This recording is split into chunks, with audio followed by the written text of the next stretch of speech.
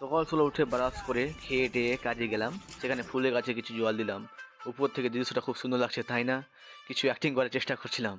আজ শুক্রবার ছিল, জুমা নামাজ পড়তে হবে, বাট কাজের জন্য মালদা যেতে হবে। আবার একটু টেনশনও হচ্ছে জুমা পড়তে পাবো কি না।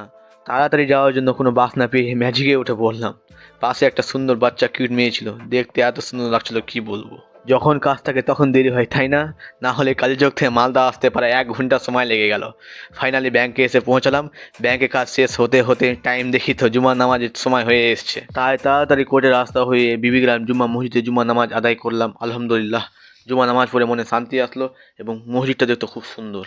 খুব খিদে লেগেছিল, তাই দাদা বৌদি বিরিয়ানিতে গিয়ে ঢুকে পড়লাম। 1 প্লেট বিরিয়ানি নিলাম। বিরিয়ানি দেখি তো খেয়ে টেয়ে শোরুম ফিরে আসি।